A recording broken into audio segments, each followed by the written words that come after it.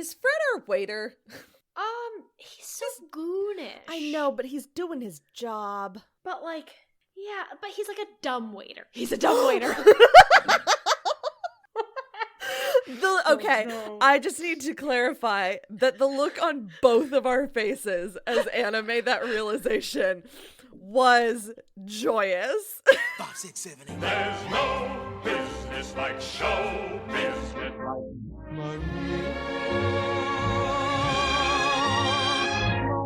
Mamma mia, here I go again.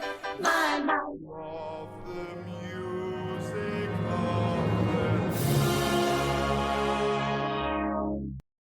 Bada bing, bada boom, all day, all night. Yeah, just wait until after you say go. Yeah.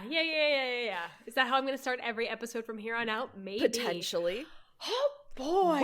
Wow. This was a hoot and a half, and I had no expectations going in. Yeah. But I had a grand old time watching this by myself. Wish that I liked it more than I did. Oh, I mean, I'm gonna jump right on the bandwagon of like, oh, this is dated, and oh, this is problems. Yeah. I just, the pacing was so Oh, I did split it off. up. I don't know. It's a long movie. It does not need to be 2 hours. No. It could be a tight 90 so easily. Anyway. Welcome back to the podcast. I liked it. I had a hoot and a half. Yeah, it was silly, and I love Dolly, so, you know. Maybe that's why I'm more forgiving of, like, Dolly Parton, Burt Reynolds. In case you couldn't pick up, we are doing the 1982, box office success. Honestly, smash. The Best Little Whorehouse in Texas, starring Dolly Parton, Burt Reynolds and his chest hair, and Lord Farquaad. the gooniest of Lord Farquaad rejects. Oh, man. Whatever that actor's name is. Yeah, that was a bad wig. I didn't know anything about this going Neither in. did I knew nothing of the plot.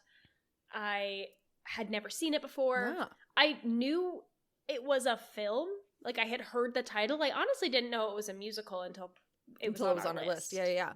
I didn't either. I didn't know any songs from it whenever I was going through the song list, and it was like, and I will always love you. What? Oh, I knew. Well, okay, here's the thing. When I look at the song list before I watched it, I recognized Dolly Parton songs, and I knew that Dolly had written I Will Always Love You. And I'd heard Hard Candy Christmas before. Okay. And had I heard anything else? I love Dolly Parton. Me too. I did not grow up listening to Dolly Parton. But she's rad. rad. Those are the only two I knew. Yeah. Oh, Dolly Parton for president. I know. I'm not going to talk about Dolly in this one because it's not her best, and we are going to get 9 to 5. We're going to get to 9 to 5, which is the same director. Exactly. So 9 to 5 is going to be our Dolly one. I am going to talk about Burt Reynolds this time around. Thank God. That man's mustache. That sex symbol of the 70s. I have some tea about 80s. him and why he has a mustache, and I cannot wait to talk about it. I'll tease that. Let's get into this. This is rated R. It is. Have we had a rated R musical I was going to yet? ask that. Have we? I'm going to look up musicals. What? Musicals. Rated R. It says Rocky Horror. Yes, we did have Rocky Horror. And Star is Born? Which Star is Born? All That Jazz. Oh, All That Jazz might have been. Oh, yes. Yes, it was. Sweeney Todd is apparently rated R. That's wild. I think it's Angry Inch. Yeah, so I think we have. So we had All That Jazz. It's not surprising that All That Jazz was. Yes, and then of course Rocky Horror. Just because tits are out, really. Tits are out it says Fame was rated R. Again, tits were out. Every time that there is an R-rated musical, it's because tits are out. Tits and ass. Hey. All right, well, this is rated R. Yeah. We get a little prologue. We meet the current sheriff of this town in Texas, the town of Gilbert. Mm-hmm. His name is Fred, and he like looks direct into camera, and our first line is, "It was the nicest little whorehouse you ever saw." And we get the little background of this house of pleasure. Yeah. Outside the city limits of Gilbert, Texas. That's been running for like 150 years. So we see it through the ages of like when it first started in like the late 1800s, I think. Mm-hmm. And then as it moves, and the first madam. Yeah, as it moves through time, we see it in the 20s, we see it in the 40s, with like all of the soldiers coming home and the fashions. Yeah, and the fashions changing. It got its name because during the Depression times were hard and men didn't have money, but they had chickens, so they would bring chickens as payment, and hence the name of the Chicken Ranch is the name of this pleasure palace, as they call it at one point. And then we get a title sequence of Burt Reynolds, Dolly Parton. Love them. So, and the opening number is 20 fans. Which just, really sets the tone. It's just a big montage of silly sexiness. Yeah, silly sexiness through the ages. Yeah. But according to our prologue man, he goes, 7 years ago, things changed. Yeah. And we flash back in time to when Sheriff Fred was just Deputy Fred, and the sheriff was Sheriff Ed Earl, and he said everybody liked him, and he sure liked himself. And of course, Ed Earl is our very own Burt Reynolds. Burt Reynolds. Burt motherfucking Reynolds. Spectacular. And so we get just a little bit of like visual context of like what this town kind of is. Very much small town Texas, of like the sheriff is the main guy, elected obviously.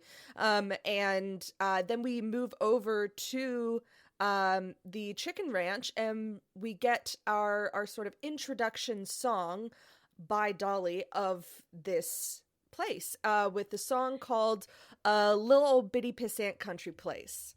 And we do learn through the prologue that Dolly's character's name is Mona Stanley, and she was given the Chicken Ranch by the previous madam, Willa Jean. Mona Stanley had been one of the girls at the Chicken Ranch, and then when Willa Jean passed on, she bequeathed it to Mona Stanley. So Mona's in charge now. Miss Mona runs a tight ship, and we get the song A Little Old Bitty Pissant Country Place, and I loved this song. I did love it. I loved the beat, the refrain of "There's nothing dirty going on." Yep, absolutely. Everything's on the up and up. Sometimes we have a little fun, but there's nothing dirty going on. And she goes through all of her, like, her girls go through the rules of staying there, and how she runs the place, and she really does run a tight ship. Yeah. And she takes care of everyone. We get dancing in the halls. We get high kicks. Oh, we get a lot of high kicks. There's probably an ensemble about 20 to 30 girls. I'd say 20 girls, I'd say about 20 girls who great ensemble acting and dancing. Oh, the ensemble acting. Spectacular. The negligees. Ooh! And so this song wraps up it's honestly just an introduction song. There's not a lot of plot that goes on here. Yeah, we get to meet Miss Mona. We get to see the inside of the chicken house. Yes, and you just sort of get the vibes of how things are run. We cut into town, and we see Mona at the sheriff's office, I guess, or like and she's making a donation. She's at the sheriff's office, making a charitable donation. What is it, like the local basketball? It's a little league fund. Fund. Yeah. And she basically just pays for the whole thing. Like, she's just like, how much more do you need to like reach your goal? I'll pay that. And this is sort of something that she does often. And she's an upstanding citizen, well known within the area of being quite generous and charitable. Right before this, we do get the narrator again being like, okay, it started right around Thanksgiving, and the issue was football's really big in Texas, in case you didn't know, and there is a tradition for about as long as the chicken house has been open that whatever local college wins the Thanksgiving football game, the seniors get treated to a night at the Chicken Ranch by the Alumni Association. So this is wild. It's like coming up on Thanksgiving. Yeah. Anyway, Mona's at the police station. She asks after the sheriff, and they tell her that they being I think Fred's there, and maybe the girl who works behind, I don't remember the name of the woman who works behind the counter. She's like, oh no, the sheriff's gone to Marrittsville. And then we see Burt Reynolds in his car. We haven't said the sheriff's name yet. His name is Ed Earl. Ed Earl, yeah. Sheriff Ed Earl. And he is racing in his trooper. And he arrives at this house. He slams the door of his car. He runs inside. He opens the bedroom door, and Miss Mona is already there in bed. In the bed, like with the blankets like up to her neck, up to her chin. Yeah. And they just have this really adorable interaction, which really shows that they have been together for a very long time. Like secretly. Yeah, so and like he's like, oh, you're already in bed, like my favorite part is like watching you undress, and then she like throws back the blanket and she's still fully dressed, and he's like, you're the best. They just have like this really easygoing, cute, flirty interaction. Yeah. And we get the song Sneaking Around of the both of them, just of like how much they love these like little afternoons stolen that afternoons steal away. Is this Burt Reynolds' voice? Yeah. Wow, good for you. Yeah. And they're like about to have sex when they are interrupted by a knock on the door by Deputy Fred. Guess what? The mayor's in town, and the mayor's here, and he like wants to meet with the sheriff right away. Yes. And Sheriff Ed Earl has to try and like pretend like, oh, I was just getting into the shower. That's why I have a towel around my waist and I'm naked. And he tells Fred, all right, I'll handle the sheriff after I take my shower. Yeah. And he goes back in. Mona's already dipped. Gone. So anyway, Ed Earl now has to go talk to the sheriff. Or excuse me, Ed Earl has to go now talk to the mayor. And he is informed by the mayor, and another man is there who's not important, that there's a local Texas, celebrity is the wrong word, but he calls himself a consumer advocate. It's a TV personality. Yeah, it's like an expose program. Yeah.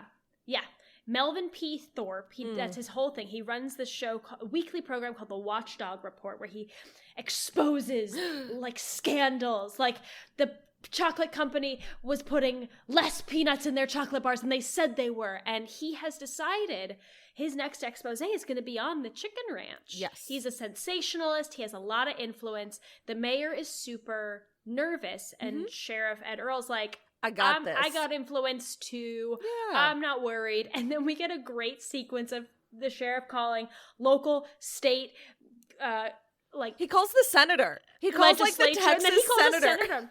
Being like, we gotta stop this. I'm sorry, like, I can't do anything about Thorpe. They can't stop him from doing his expose. Yeah, and everyone kind of warns him off. They're like, you really don't want to go toe to toe with this guy. Like, this isn't something. This isn't a fight you want to have. Yeah. So cut back and so Ed Earl decides to. He's like, fuck it. I'll go meet Thorpe, and if I explain and if we have like a conversation, then it'll be fine. Yeah. So he goes to Houston to meet Thorpe. And so he's like led to his dressing room as he's getting ready for his show. And he walks in, and the wall has a mural of Thorpe like shaking hands with the president or something. It's so wild because it's so big and it's the whole wall. Very on brand for the character. Yes. And we see Thorpe with the worst Lord Farquaad haircut I've ever seen in my goddamn life. I have a question. Have you seen Despicable Me? Yeah. There's one character. That guy. That looks just like him. His name is... I haven't seen this movie, I actually don't think, but I recognize this... I've seen this character in artwork. Or maybe I saw part of it on a play, but the character's name is Vector. Yeah. And he definitely... There's a lot of crossover between Melvin P. Thorpe and Vector's style. Yeah. But, oh my god, this scene between Earl and Thorpe, it's... Wow, Thorpe is so full of himself, and it goes on this tirade about, it is his duty as a Texas citizen. He's to, expose the truth and no more lies. Meanwhile, he is... putting on a corset, padding his shoulders to make himself seem broader, and then stuffing a sock in his pants to make his dick seem bigger. Yeah. So just the complete antithesis of what he is preaching, which is that's the whole gag. He's also not from Texas. No, he's from fucking Jersey. the worst. But Thorpe seems like Ed Earl has sweet-talked him. Yeah. Like, they're going to talk after the segment. Oh, yeah. He says you don't have anything to worry about. Yeah, and he invites Ed Earl to watch the next taping of the segment from the sponsors box. Which he's the only one in there. Yes. And so then we get the Watchdog Report, which has like a group of background, like 8 background dancers and singers. And this would be like if Dateline had a chorus. Yeah. Like Larry King had a chorus. Yeah. Like a dancing, singing chorus. And then if Larry King also sang and danced. Anyway, we get the song Watchdog Report, which is like the opening number, like the intro number of like, this is the Watchdog Report. Then Thorpe gets his microphone and he takes center stage and he just goes on a tirade to his impassioned listeners and live studio audience about the Chicken Ranch. And he accuses Sheriff Ed Earl of turning his back on the law. Yeah. And he's like, dear listeners, I don't want to offend your sensitive ears, but I don't know how else to tell you this. Texas has a whorehouse in it. It was like, just one? Just one. The only one. Entitled, Texas has a whorehouse in it. Wild. I'm actually going to pull up the lyrics. Yeah. It's, and Thorpe just like dances his way around the stage, does a little 2-step. I'm just like, what does this song remind me of? Oh, okay.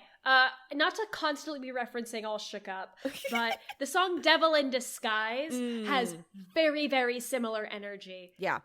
I just remembered we have to publicly apologize to Charlie on this episode. We did miss it in the last few. It's only been one, so I was going to edit that out, but interrupting my own plot recap to say, sorry I said you were a Phantom of the Opera fan, Charlie. Anyway, Texas has a whorehouse in it. It does. I'm trying to find the... Are you looking for the lyrics? Okay, the chorus goes, stop this copulation, stop that loveless copulation. Wild. Insane. And Sheriff Earl is just gobsmacked. And Thorpe points to him several times, and then he just like bails. He's like, fuck this. Bye. Absolutely not. Nah. So he goes back to Gilbert. Gilbert. Yes. So we cut to Ed Earl and Mona talking about like what they're gonna do next, and I think they have so many one-off scenes. Yeah, either he's at the Chicken Ranch or she's at his place. Yeah, but they're talking about like what their next plan is, and she says, "I'm not worried because I trust you to protect me. You are not only this person who like I have shared. They've been together for like 12 years, for like a long time, but also that he's the sheriff. He is the law. Yeah, and so she's like, I trust you to protect me. Whatever you decide." I trust, and I also think that Thorpe is a flash in the pan. We get this all the really time. Quickly. Every now and then, some moralizer comes to town, but then it always dies down. We've been through this. A man before. leaves home, or a moralizer comes to town. Yeah, and they make plans for a date later that night by the lake. Yeah. And okay, here it is. It is they are meeting at the whorehouse because then Fred shows up to be like, hey, Thorpe's in town setting up his show like live right in front of the courthouse, which is the sheriff's office. Of course. So of course Ed Earl goes running. Chasing after him. Mona's like, watch your temper. You have a bad temper. Don't do anything crazy, as he drives off. Of course. Good luck.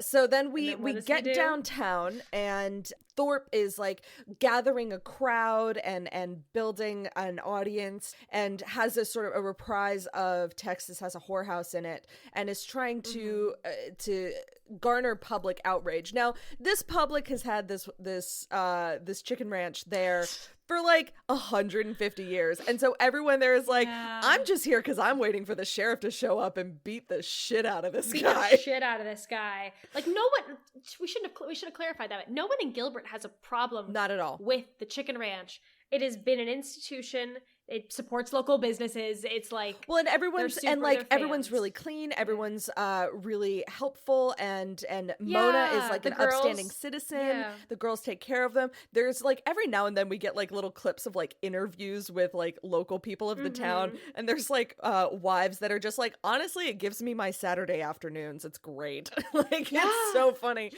Yeah.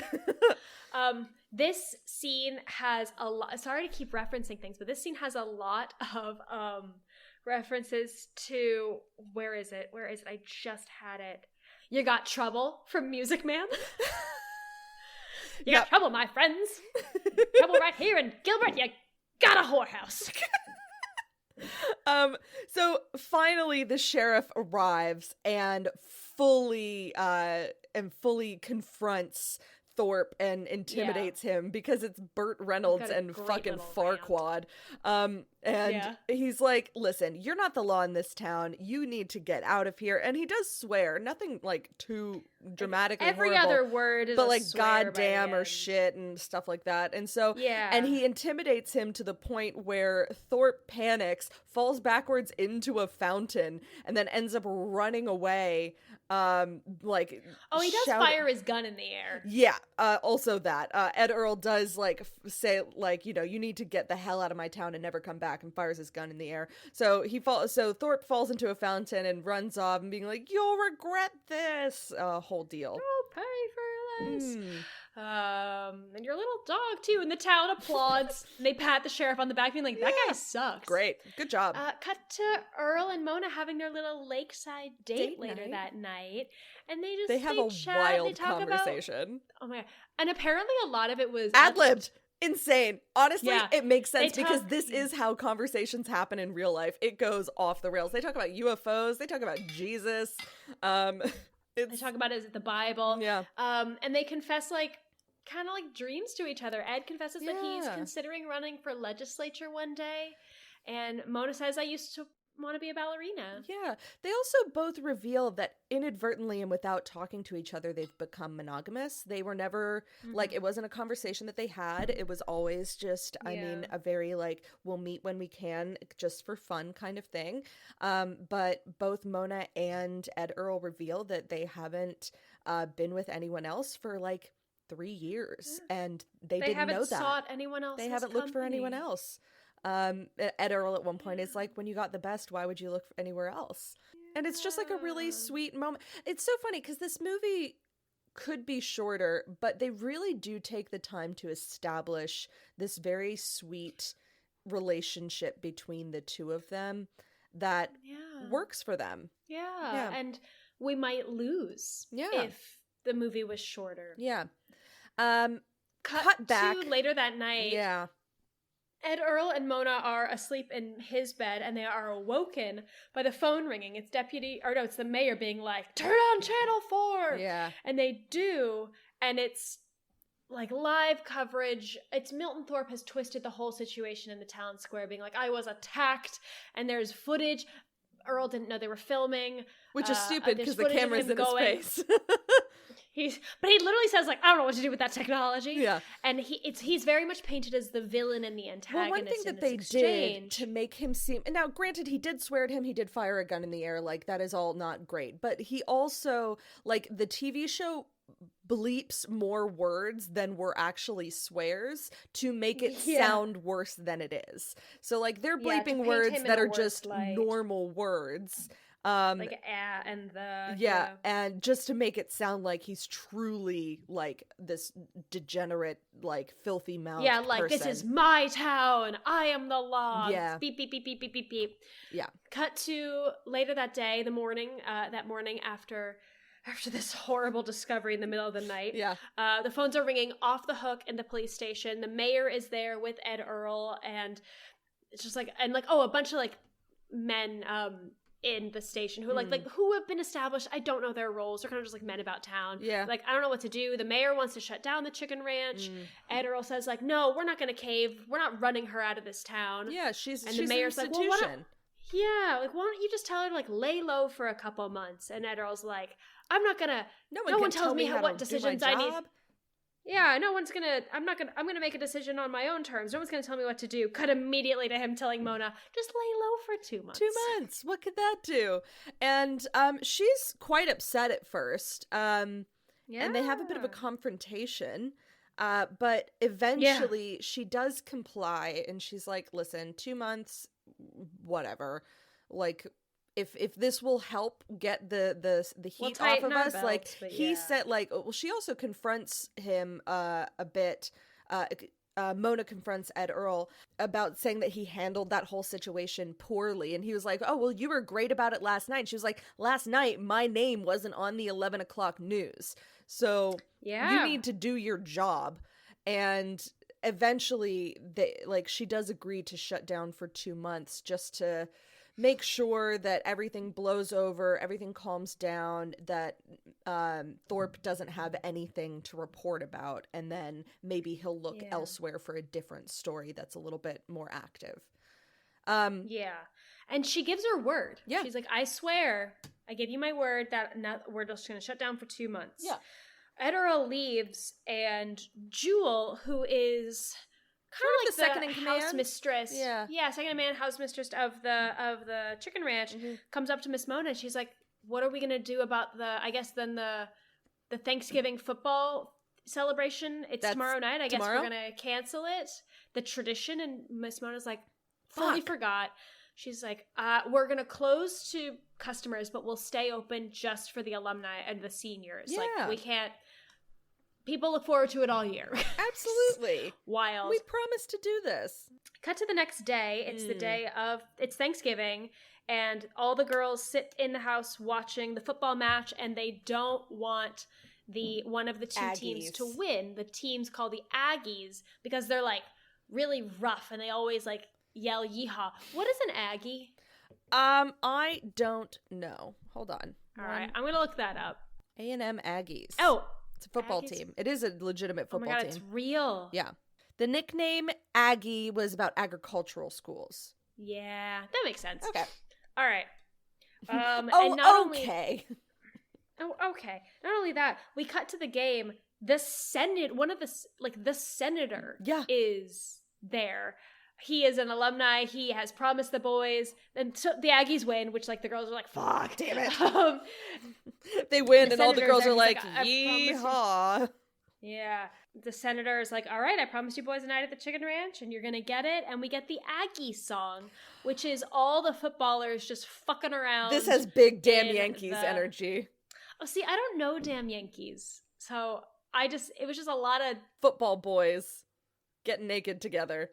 Yeah, and like you know how football boys do. Students, yeah, there's just horny college students like square dancing in their locker room. We did get great dancing in this. We did. I loved this dance. It was so good. There was at least one college student that I was like, that man is 40. That is a grown ass man. I didn't say grown. You are balding, sir. So silly. Anyway, the song takes us from the locker room to the bus. They drive to the chicken house. Yeah. They break down along the way, but they just hitch a ride. With this all of poor them. farmer. All of them on a single pickup truck. That poor truck is gonna collapse. We see it really quickly inside. Jewel tells all the girls that they have to wear ball gowns. It's the tradition, and the girls are like, why? Anyway, the boys arrive. Yeah. Miss Mona comes down the stairs and greets them. She looks amazing. She looks spectacular. But Dolly always looks spectacular. Dolly never disappoints. And the boys go out back where all the girls are waiting for them, and we get a great dance number.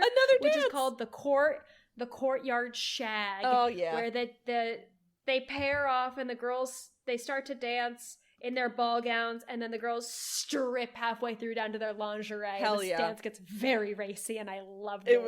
It was a fun. This whole sequence of the Aggies. I had a great time. Was really fun. All of the guys dancing into getting there, and then the couples dance, and then all of the girls dragging them off to different rooms. And it's so funny because as soon as all of the room doors close, Mona just turns off all the lights. She's like, and that's it. Yeah. And we're done. She's like, they're all in their rooms now. They're going to be there for a while. There was one point where this song had the same, I think it was literally only a single line, but the melody sounded very similar to Bare Necessities. And I would have to go back and find it. It was right around, it was in the courtyard. It was probably like halfway through the song, but I was just like, is that? Anyway. Huh. We cut to downtown Gilbert. Yes. Deputy Frank is making his rounds, and he sees... Sorry, Deputy Fred is making his rounds, making sure all the... Is Fred our waiter? He's so goonish. I know, but he's doing his job. But like, yeah, but he's like a dumb waiter. He's a dumb waiter.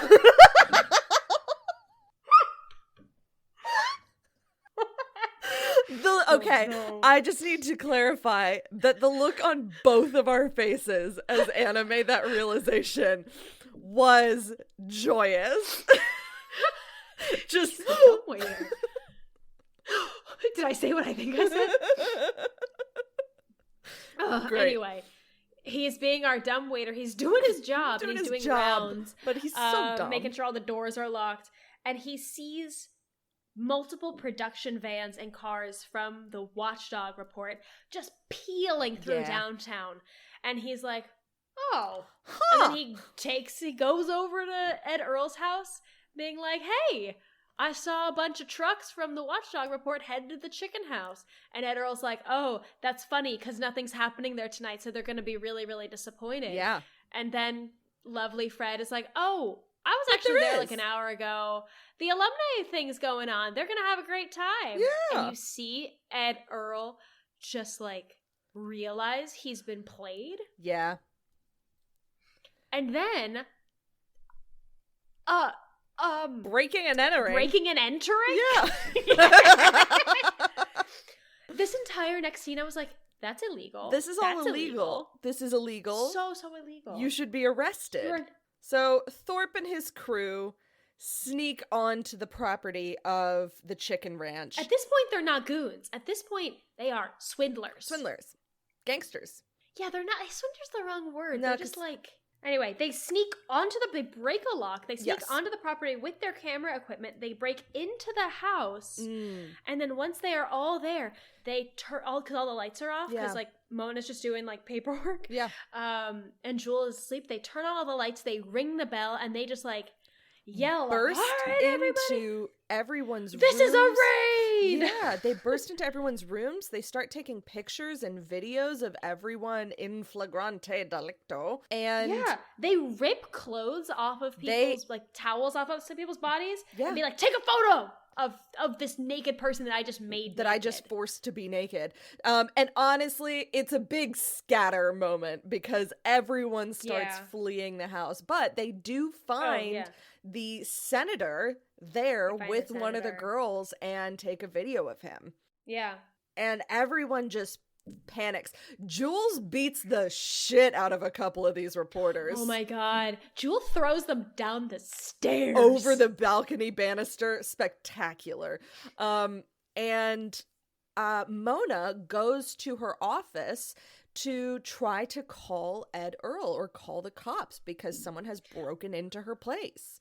But she's not able to get a hold of anyone. So when she can't get a hold of them, she grabs her shotgun. But by then, everyone has fled. And as... Wait, really, really quickly. At one point, this is gonna be a giggle. Fucking Thorpe walks into bursts into one of the rooms with like his his reporters and his cameras, and a college student and a prostitute are just smoking in bed, and he goes, "They're smoking cocaine." But I also love it because bakes it. It's so obviously a cigarette. It's so obviously just like weed or something, but it's also very funny because neither of those two move. They're just still in bed smoking. They pass it to the other person. It's just like, sure. It was just this might as well happen. Unhinged. This was an absolutely unhinged scene. Yeah. And you just have to suspend your disbelief because that's not how laws work. Nah. You can't do that. You can't burst into someone's house taking photos of them and then like, have attack that be... It's private. Yeah. Your evidence. Though, to be fair, he's not doing anything in law. This is court of public opinion, so... I'm sorry. Does the court of public opinion allow you to rip no. a towel but off like of someone and take we a said photo of them? evidence. There is no evidence. Oh, okay, kind of sorry. deal. Yeah, there's like, no this evidence is- because there's no yeah, this is still court of heavily public opinion against is the the way law. to put it. Yeah. So We don't condone what this guy does. no. Anyway, the police sirens arrive. Finally Woo! arrive, but that's the production vans get away. Thorpe is already in the car. Then and they're trying to like get on the news tonight. yes. Then we get a really heated argument between Mona and Ed Earl about him not picking up the phone, about him not being there to protect her, and her lying to him that she was going to shut down the chicken ranch. And I think I keep saying chicken house and chicken ranch. It's chicken ranch. Chicken ranch. And they have this really, like, both of them know each other so well that they know what to say to hurt each other. Like, they know their weak points. And so Mona, like, calls him a child and is just like, you are just play acting at being a man. Yeah, she mocks his dreams of going to legislature. Calling them and she says, just you're nothing dreams. more than you're nothing more than a chicken shit sheriff in a chicken shit town. Yeah. And which is really harsh. And then he turns around, well, it's a hell of a lot better than being a whore. And it just like sucks the air out of the room.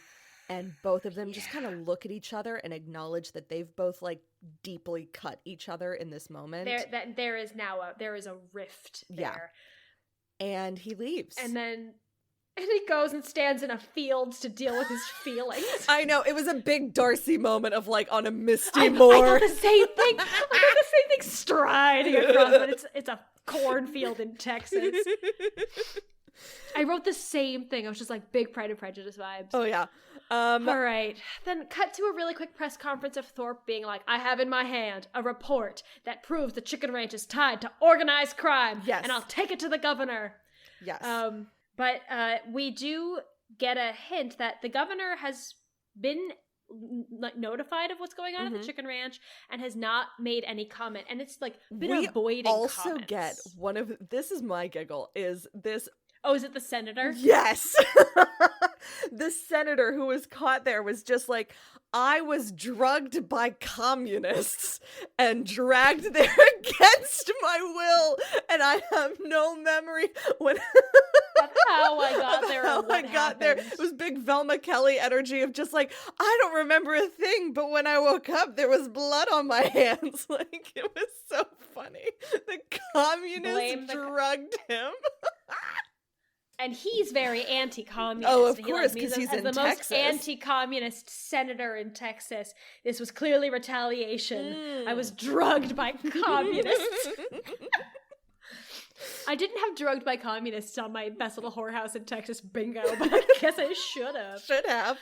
Anyway, Mona and Jewel back at the chicken ranch have a moment where they're like, we fucked up. Yeah. We shouldn't have hosted the alumni association, but now it's too late. Yep.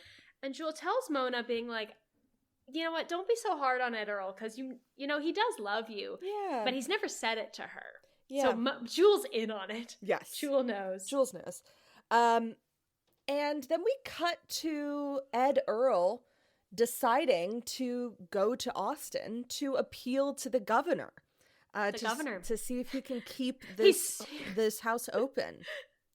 He's stopped at senator before, and now he's going straight to the governor. Yeah. Yeah. And then we get the introduction to the governor, who is so funny.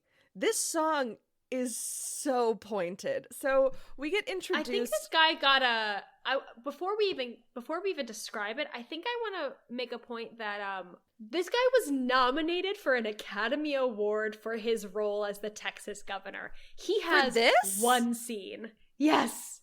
What? Durning was nominated for, sorry, did I say supporting? Best supporting actor.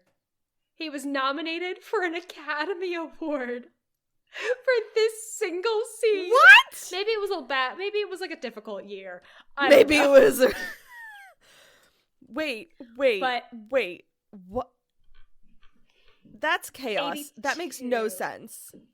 He didn't win. Well, no. But Can okay. you imagine? Okay, sure. So that being said, context, with that in mind, he is probably the funniest character. So this is like pure politician. We see him in front of all of these reporters, and everything that he says is word salad buzzwords. Like, none of it makes sense.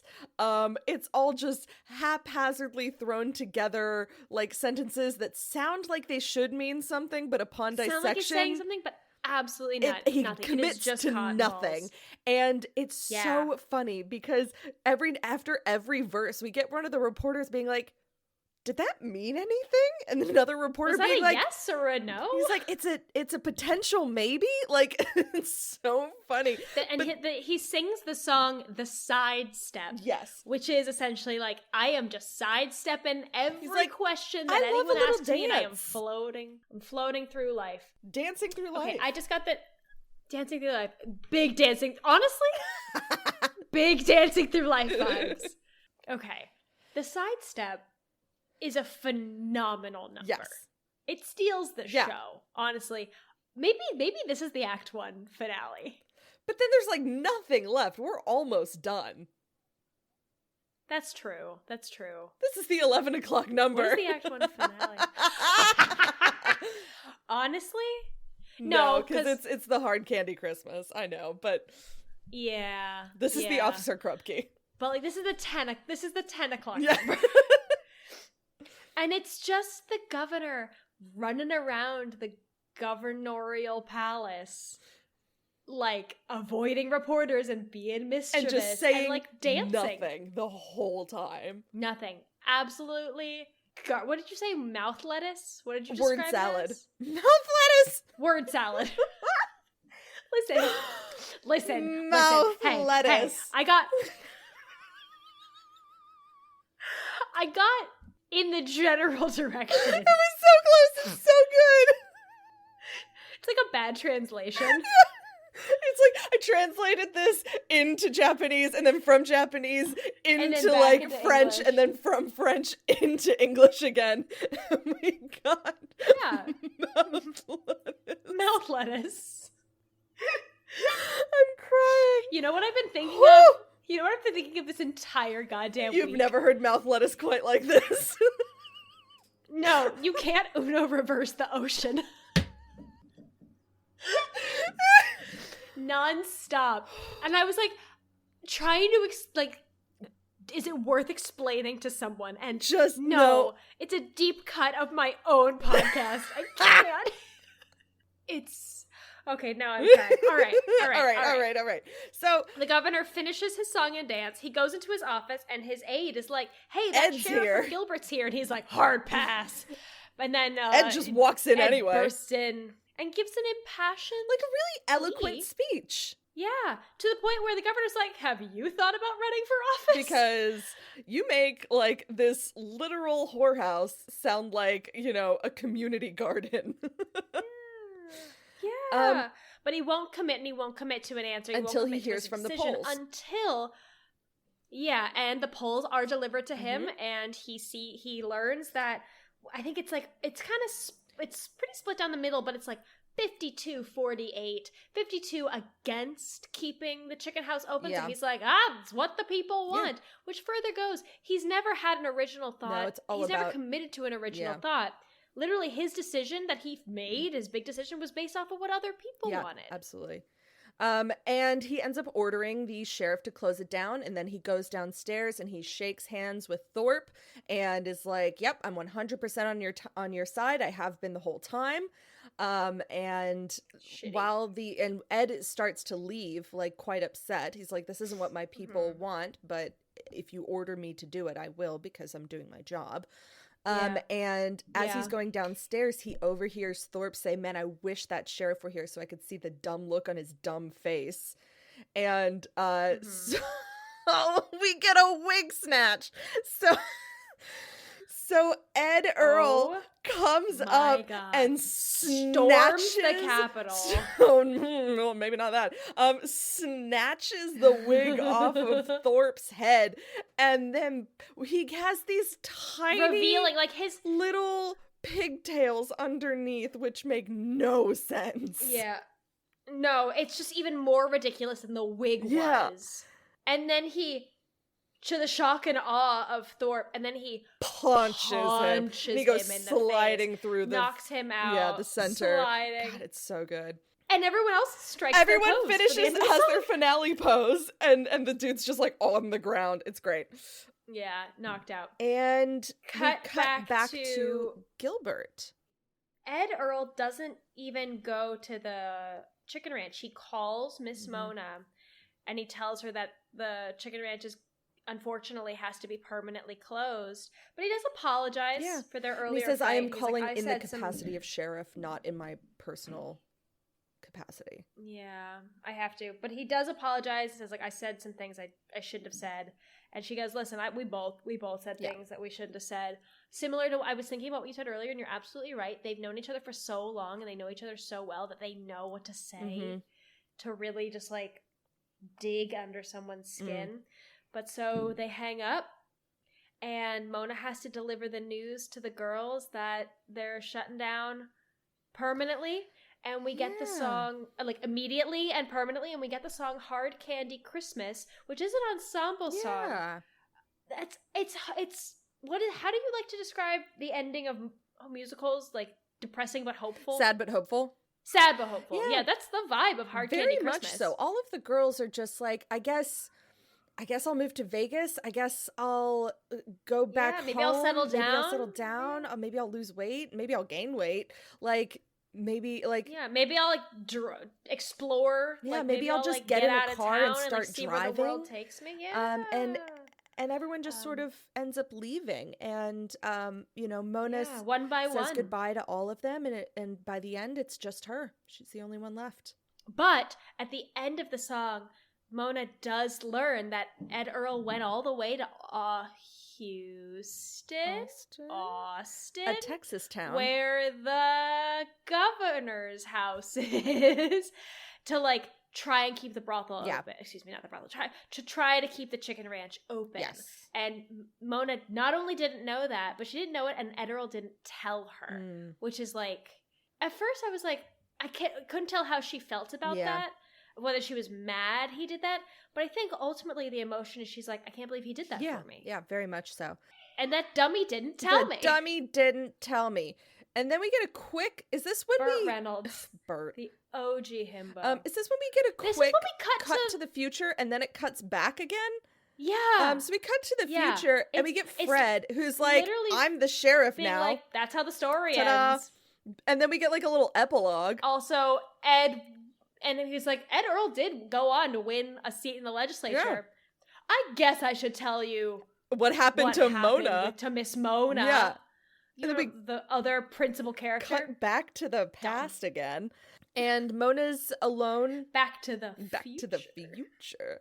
And Mona's alone at the chicken ranch. And Ed Earl walks in. Her stuff's, like, packed up in the car. Ready to go. She's kind of saying goodbye to the house. And Ed Earl walks in, and he kind of finally says that he loves her and confesses his love to her. Yeah. Is this what he asks her to marry him? Like, pretty right off the bat. Yeah. And he's like, I love you, and will you marry me? And she goes, what? She goes, no. That would ruin your dream to be in the legislature. Yeah. She does say she loves him too. But she's like, she's not saying no because she doesn't love him. She's like, you have big dreams. And marrying an ex-madam is not going to help you. It's not going to help you, like, win the seat in the legislature, you big dummy. And then we get 2 verses of "And I Will Always Love You," and it's... Which, if you didn't know, Dolly wrote that. Dolly Roten. What was that? What's that? Dolly Parton wrote. Dolly B. Roten. I Will Always Love You. Dolly What was always, it? honestly, for this film, Like George Arton Martin or something. or Arkin Martin. George Arton Martin. God, what was that even from? That was like Camelot? It was like George R.R. Martin, but then we said R.R. wrong, so it was like George Arton Martin. That's 100% what I said, or what you said. What I said was Dolly writing. Anyway, Dolly be writing. For this film, Dolly do be writing. She kept just adding songs. She just to threw this. This is why it's songs in almost there, 2 yeah. hours. But Dolly Parton wrote "I Will Always Love You," and the "I Will Always Love You." We get 2 verses of it. It's lovely, Yeah. and she's like, "And that's listen. I will always love you. I can't marry you." And she's like, "Sorry, no." And he's like, "I don't accept this Fuck answer." that. Goes outside, takes all of her shit, puts it in his car, comes back, picks her up, puts her in his car, and then just drives away. I'm sorry, he doesn't drive away. This man drove here on a road, but drives out across this poor fucking field. They had 1 shot to do it. And Burt Reynolds said, fuck this field. Yeah. The tire tracks go for miles across this cornfield. And she's happy to be essentially kidnapped. Yeah. Consensually kidnapped. They drive away together. Yeah, consensually kidnapped. Man, fuck that lawn is what I wrote. And we get Sheriff Fred's final epilogue. We see a panned out view of the chicken ranch that says closed on account of TV.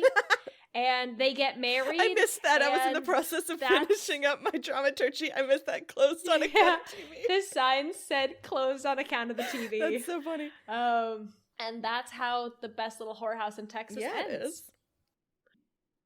Yeah, I guess I wanted a... Here's the thing, like, I started as being like, I had a hoot and a half. I still had a hoot and a half. But I wanted a better ending. Yeah, I didn't like it as much as I wanted to. With agency. And... Yeah, I wanted, like... Not that they could, like, keep the pleasure palace open, but, like, what if they did? Yeah, I mean, this is based off of a true story. It's still illegal, but who cares? Yeah, I know. Anyway. Yeah. Real life isn't a musical, which is really unfortunate. What? Since when? Boogie, did you know? How long have you known? Tell everyone.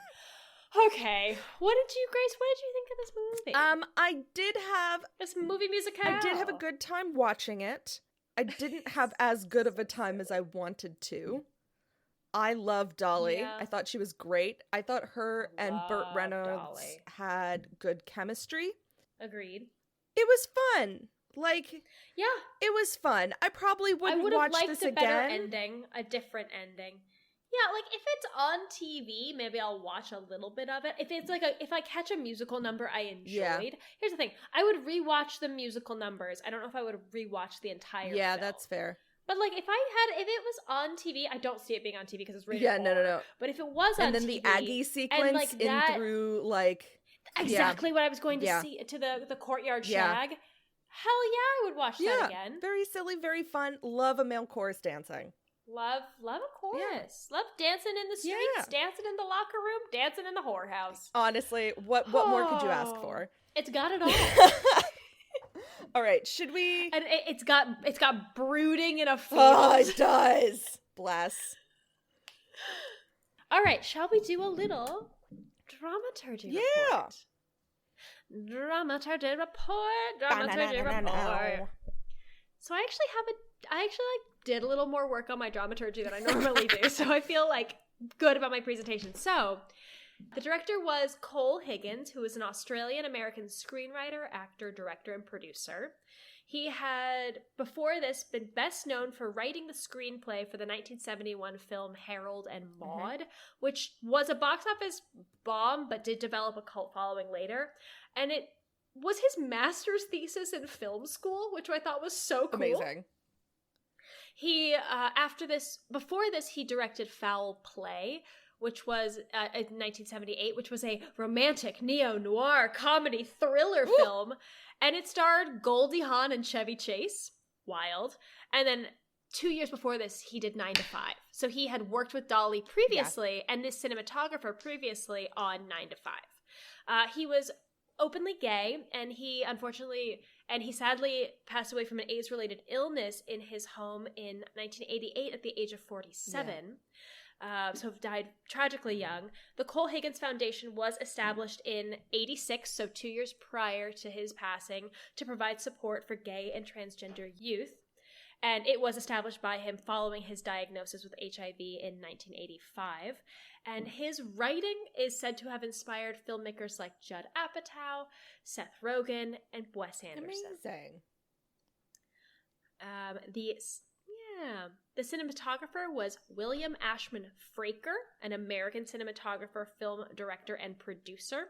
He was nominated 5 times for an Academy Award for Best Cinematography, and though he never won, in 2000 he received the Lifetime Achievement Award from the American Society of Cinematographers. Lovely. So, cool little backstory on Fraker.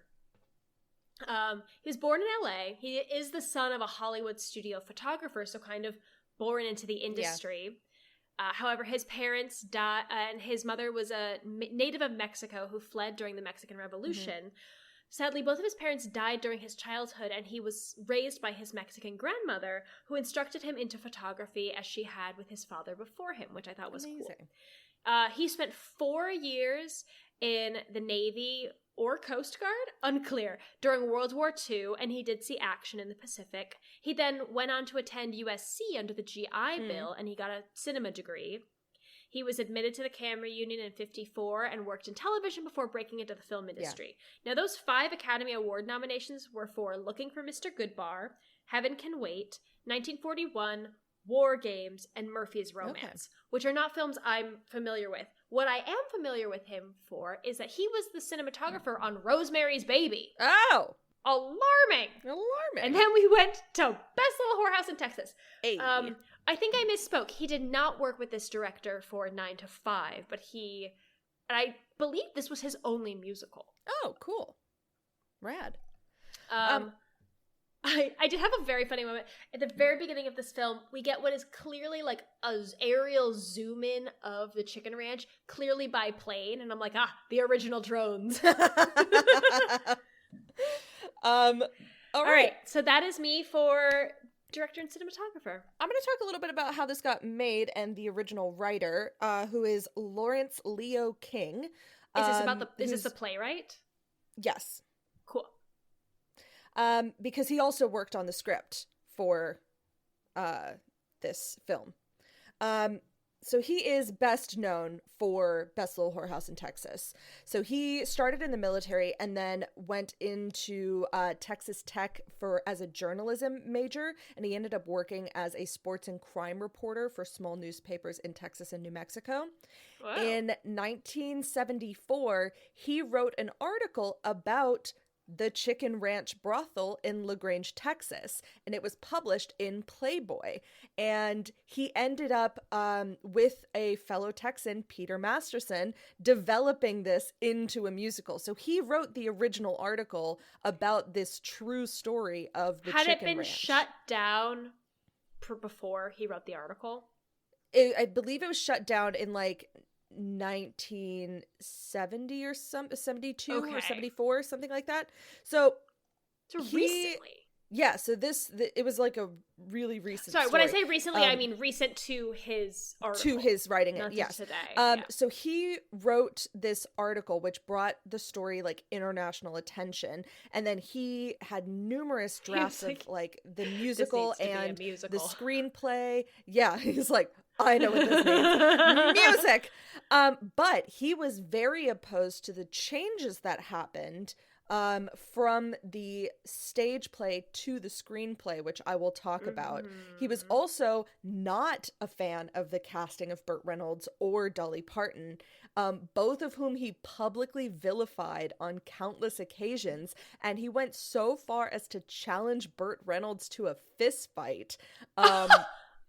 At which point Reynolds told a reporter that he was down for it, but apparently they never actually fought. But yeah, wild. So originally, yeah, Larry King and Peter Masterson were going to write the screenplay. God, and then wait, Larry King? Yes, Larry L. King. I don't believe it is the same Larry King that... No. that we Because referenced I feel earlier. like we would know if Larry King had written Best Little Whorehouse in Texas. Let me just reconfirm that. It's not. It is a different Larry King. Different Larry King. I know. I didn't think so, but I just wanted to double check. So they were going to have Tommy Tune and Peter Masterson direct the movie because they directed the stage production. But it ended up being restructured, and Dolly Parton ended up like changing who she wanted the directors to be. So they ended up not going with Tommy Tune. Also, he had never directed a movie before, so they were a little bit nervous about that.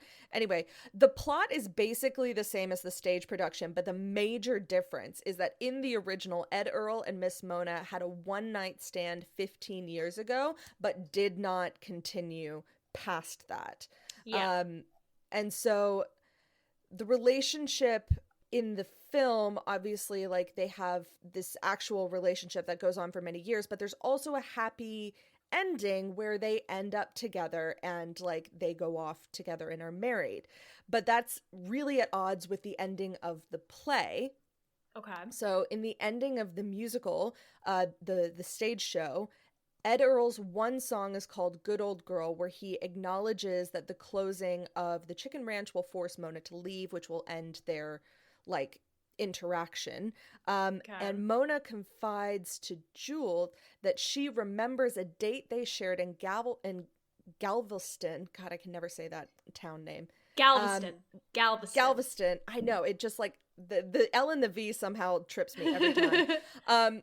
A date that they shared while watching JFK's inauguration, and later when she asks Ed Earl if he remembers where he was when he saw that speech, he doesn't, which shows that her memory of their moment together was more important to her than it was to him.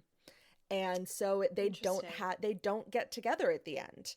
So Best Little Whorehouse in Texas was on off-Broadway for a while. It reopened on Broadway, and it ran for, 1,500 performances. Like, it went for a while. In terms of, we talked a little bit about how the music, there were, 8 songs that were pulled from the original show, but Dolly also added in a few ones, especially obviously I Will Always Love You and Sneakin' Around, which is the first song, which is the duet Dolly they have. The duet, because Burt Reynolds wanted to sing more. Like, I think Ed Earl only has one song at the end, and that was cut, and he was like, 11 o'clock no! number. Yeah, I want to sing. And so she wrote the song and they threw it in there, and it's adorable. It's a cute song. Yeah, there were a couple of people that were originally considered for these roles. So Shirley MacLaine was a big one. Also, the woman who originated it on Broadway, Carlin Glynn, was thought about, but they didn't think that they would be enough of a box office draw. And so when Dolly was finally cast, they suggested Willie Nelson as a co-star, but in the end, they were also looking at Chris Christopherson and Gene Hackman. I saw that. Can you imagine Chris Christopherson in this role? No. But they went with For Burt context, Reynolds. So, dear listener, Grace just got very close to the microphone and just said, deadpan, no.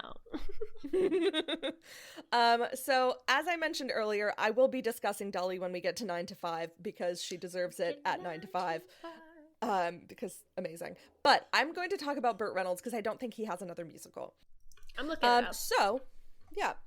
Burt Reynolds, he was in Does he have another musical called At Long Last Love from 75 that's got Cole Porter music in it.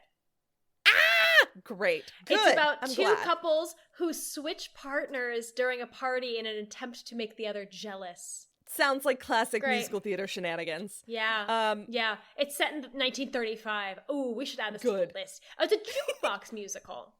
Duh. Oh, well, of course. Yeah, Cole Porter. Cole Porter. So a little bit about Burt Reynolds. He started out as a football guy. He went to college because he got a football scholarship, but he got majorly injured in his sophomore year. And so it's like he injured his knee, and then he lost his spleen and injured his other knee in a bad car accident that same year. So it was a bad year for him. He tried to go back, but it just was never really the same. So he ended up so he was at Florida State University. He ended up leaving that and going to Palm Beach Junior College for a while. And it was there that he sort of started moving towards acting. He was in an English class taught by someone who like pushed him to like try out for like the play that they were doing, which was Outward Bound. And he ended up getting cast as the lead role after the teacher like had heard him read Shakespeare in class. There was a note that at one point Burt Reynolds said, "I read 2 words and they gave me a lead." So he ended up moving into acting and began acting in television in the late 1950s and was a guest star on a lot of things. Flight, M Squad, Lawless Years, Pony Express. He signed a 7-year contract with Universal because he was like such a big draw, because he is just a very attractive, handsome person. And so someone was quoted as saying, "I don't care if he can act or not. Anyone who has this effect on women deserves a break." He made his film debut. Yeah, he's a hunk. He made his film debut in 1961 in Angel Baby, and he followed it right up with a war film called Armored Command, which is interesting. It was the one picture that Howard Keel was in, and he didn't sing in it. And Reynolds later noted that it was desperately like it was a terrible mistake. To not have Howard Keel sing. You let that man sing. You let that baritone sing. He had his breakthrough role in Deliverance, directed by John Boorman, who cast him on the basis of like a couple of talk show appearances that he had done. And he's quoted as saying, "It's the first time I haven't had a script with Paul Newman and Robert Redford's fingerprints all over it. I actually was approached first as opposed to being a second or a third choice." He said, "I've waited 15 years to do a really good movie. I've made so many bad pictures. I was never able to turn anyone down. The greatest curse in Hollywood is to be a well-known unknown." Which is sort of a that guy syndrome. It's like, oh yeah, he's that guy who's in that thing. Yeah. So the biggest hit of his career was a car chase film, Smokey and the Bandit, and was directed by Hal Needham and co-starred with Sally Field. He and Sally Field were together for quite a while as well. And he just continued working. He had several different comebacks throughout his life. He did go back to television. He did a lot of extra stuff. He had like 3 different comebacks at different points in his life. But he ended up passing in 2018 at the age of 82. And just a final quote about sort of his effect on Hollywood. So during the height of his career, he was considered a huge sex symbol and an icon of American masculinity. It was written that he always seemed to embody an uncomplicated, undiluted, effortlessly likable strain of American masculinity that was driven much more by sunny mischief than angsty machismo. His roles were often defined by his larger-than-life physicality, contrasted with juvenile but self-aware humor. Though he was not considered a serious dramatic actor during his heyday, his later career was defined by performances that often reflected on his own reputation, creating a sophisticated and soulful performance. So he was honestly a delight in this movie. What a joy. A very, very silly man who just like reveled in both being like he was an attractive person, time. But like also a good sport about everything. Yeah. Okay. So in terms of, I have some interesting stuff for reviews and reception. So before we get to reviews, this film had a problem with marketing. In that, not that it was poorly marketed, but that in 1982, the word whorehouse was considered an obscenity in definitely parts of the state. So it was renamed Bet's Little Cat House in Texas for some print ads. It was banned, like television ads were just fully banned in some areas, or it was censored. And I thought this was funny that in interviews, Dolly Parton referred to it as the best little chicken house in Texas. Yeah. Because if you say Chicken Ranch, because it's referencing a real thing, it's almost not bleeping it out. Yeah. once it actually opened, it made so much money. It earned $11 million in its opening weekend. It unseated E.T., which had 6 weeks as the number one at the box office. And at the time, it broke the record for biggest opening weekend for a musical, which had been set by Grease. However, it was unseated itself a year later by Stayin' Alive, which is the Saturday Night Fever sequel. Incredible. However, it did get mixed reviews from critics, but it made so much money. It made $11 million in 1982. Jesus fucking Christ. Yeah. Okay. Singing and dancing? Yeah. So, I mean, Dolly's singing voice. I mean, it's Dolly How dare Parton. you have notes? I have none. She's lovely and just so effortlessly charming. And when she sings as well is just like, obviously just bubbles with joy. Burt Reynolds did a great job singing. He didn't, it wasn't, it was like, I didn't have anything to write home about with him, but like, also he stood his ground singing with Dolly Parton. Yeah. That in and of itself is a massive achievement. Did he have any solo numbers? I don't think so. I think it was just sneaking around. That duet. Which, like, he held his own in. Yeah. And the ensemble was great. Speaking of ensemble dancing was great. The guy who played the governor had a good voice, and his song was an absolute delight. But it's one of those character songs where, like, even if he can't sing, it's successful. And then you can Rex Harrison your way through that, but you could absolutely Rex Harrison your way through it. Yeah. And then the dancing was great. The governor was great at dancing, and then the ensemble, the kicks. I love like a line dancing, square dancing vibe, and they absolutely had that in the Aggie song. The line dancing, not quite tap dancing, but almost like it wanted to be, like footwork of the cowboy boots of all of the dudes in the dressing room. It was so fun. I loved that. So fun. Do you have any gripes, giggles, moments of joy? So my giggle was, I said my giggle earlier, which is that it smells like cocaine. They're smoking cocaine. In terms of gripes, I wish it had a better ending. Yeah. I wanted a different resolution. Yeah. I mean, my gripe was the pacing. Pacing felt super weird for me. Yeah. I like lost interest in some moments just because I'm like, I get it. Like, I know these scenes are super cute and they're super fun together and like adorable, but like, do we need this? Like, we've already established that they have a good relation. It just like the pacing felt off for me. Yeah. That was my biggest gripe. I hear that. Giggles was very much I was drugged by the communists. God. And I think my moment of joy was the Aggie dance sequence. Like, that was just so fun and joyous and a delight to watch. If you take that, I'm going to take the Itty Bitty Pissant Country Play song. Yeah. Yeah. That's the thing. Like, would I rewatch it in its entirety? No. Probably not. Would I watch the musical numbers again? Yeah. Absolutely. Yeah. 100%. And I guess, okay, one other thing is that regardless of how good of a time people actually had on set, because I've heard some mixed things, it looks like everyone was having a fucking blast. While they were filming, yes. Yeah. Maybe backstage might have been dramatic, but yeah. Like, they were enjoying getting to sing and dance. Yes. Do you have any fun facts? I have a story. Is it about Burt Reynolds' mustache? Yes.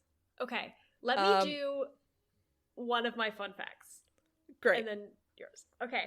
So this is fun. So in the opening number, in 20 Fans, while we're like going through time and through the decades, we see two men being arrested inside the chicken ranch. And it's never explicitly explained. But there's like cops come in and they escort these two men out. This would not have been for prostitution, actually. So this is based on a true story that despite implications and accusations of mafia involvement, organized crime. So in the film, the original proprietor is Miss Woola Jean, who is based on someone named Jesse Williams, and then Miss Mona is based off someone named Edna Milton. Both Jesse Williams and Edna Milton were historically very cooperative with the police in this to the point where criminals would visit the chicken ranch after performing a crime, and while like discussing the details post-coital, either Jesse Williams, Edna Milton, or one of the girls themselves would like share the information with law enforcement, to the point where Edna Milton, Miss Mona, had a phone line put in that went straight to the office of the police chief. Just being like, wild. Yeah. Guess what? They're here. Get the paddy wagon. Get the paddy wagon.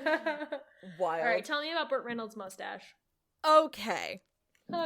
So this involves Marlon Brando, who we yes, all the know feud. is a sassy bitch. If you'll remember the feud that Marlon Brando had with Frank Sinatra and Guys and Dolls. Yes. So, Burt Reynolds was originally considered as Sonny Corleone for The Godfather. Mm-hmm. And there were rumors that Burt Reynolds' casting was vetoed by Marlon Brando. Now, there were also all of these things about how Burt Reynolds looked a lot like Marlon Brando. Now, Brando has denied that he had any role in that, but and at one point Burt Reynolds claimed that he actually was offered the role but turned it down so that he could do Cannonball Run. But Reynolds at one point said that he couldn't understand the enmity towards him and was quoted as saying, "He was a strange man. He didn't like me at all.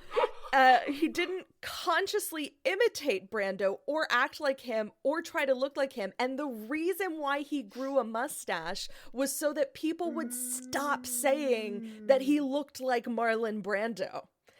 And finally, when he actually met Marlon Brando face to face, Burt Reynolds told him, "Hey, like, I'm a big fan. You're like the best actor in the world." And Marlon Brando replied, "I wish I could say the same for you." That's salty bitch. Brando was a salty bitch. Like, didn't need to be. Don't be a dick. Yeah, Don't be a wild. dick, Marlon Brando. Well, we knew But he was Marlon Brando was also the one who, if I'll remind you for Guys and Dolls, like fucked up the scene where Frank Sinatra was eating pie for an entire so many times, day, yeah, just to ruin it for him. just to ruin it for him, and then the next day got it right on the first take. This is a petty bitch. Yeah, he's and petty. honestly, delightful. So that's why Burt Reynolds has a mustache, is so people would stop like referring to him and comparing him to Marlon Brando. I Yeah. did not know that. Yeah. That's so funny. And not where I thought you were going with that story at all. I didn't know where you were going, but it did not involve Marlon Brando. I know. So I have Wild. 2 more fun facts. Tell me. One of which I might cut. Okay. But what I think is hilarious is this film was the very first movie production that was allowed to film inside the Texas Capitol building. Nice. The first one was Best Little Whorehouse in Texas. I have one more fun fact as well. Okay, you do yours. So Thorpe was based off of the real newsman Marvin Zindler, who brought down the real chicken ranch. So Yeah. Melvin P. Thorpe versus Marvin Zindler. And the incident where the sheriff snatches the wig off of Thorpe's head and holds it high actually happened between the Fayette County Sheriff and Zindler. That was a real thing that happened. I love that. My other fact is also about Zindler, but it's Tell that me. he didn't like the movie. Obviously, He was portrayed as a Despicable Me villain. Horribly. Yeah. But he's like, listen. You took my issue with the chicken ranch out of context. And he says he didn't want to get it closed down because of the prostitution, but because of the reported ties to organized crime. Yeah. He got shut down regardless. And Yeah. Snitches the get fact stitches, that it was a you real know? wig is fucking hilarious. So funny. Do we have any homework? Watch videos of the dancing. Yeah. I'll say mine is Itty Bitty Pissant Country Place, and if you want yours to be the Aggie dance into the courtyard shag. Oh, is that all she wrote? I think that's all she wrote. I think that's all she wrote. Holy moly. Even if we didn't like the film 100%, I had a good time talking about it. Hell yeah. My microphone. Well, if you're still here, thank you so much for tuning in to this episode of 5678, a movie musical podcast. I have been Hannah. Yeah. I'm still Grace. Take care of yourselves and others, and we will see you on the next one. Goodbye. Goodbye. 5, 6, 7, 8. There's no business like show business, like no business I know.